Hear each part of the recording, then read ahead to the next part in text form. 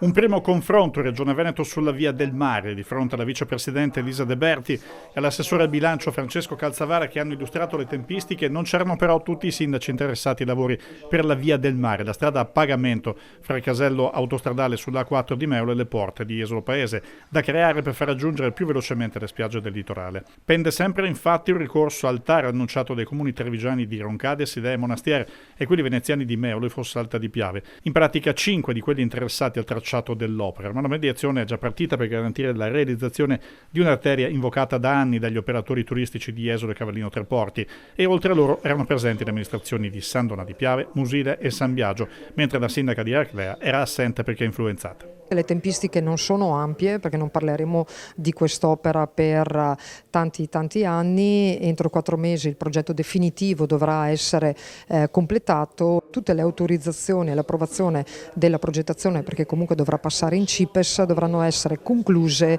entro la fine dell'anno e poi potranno partire i lavori. Già oggi sono emerse importanti criticità, comunque segnalazioni o attenzioni da parte dei sindaci.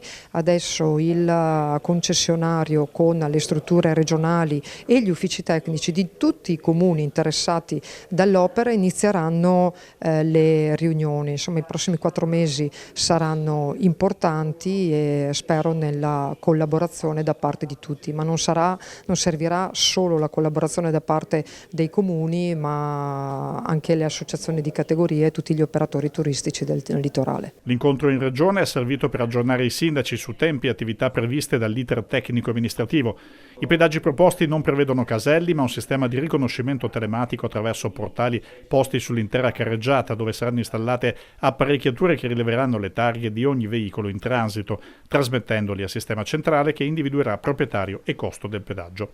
A Jesolo e Cavallino ritengono fondamentale il nuovo collegamento viario. Ma altrettanto fondamentale è la continuazione dalla rotonda a Tosano, ex Frova, fino al nostro territorio, perché gli flussi che vanno su Jesolo Lido e su Cavallino Treporti sono flussi importanti e da tanti anni aspettiamo una risposta e credo che questo sia il momento per continuare a ragionare e quindi completare quel importante tema della mobilità che tanto interessa i nostri residenti e i nostri ospiti.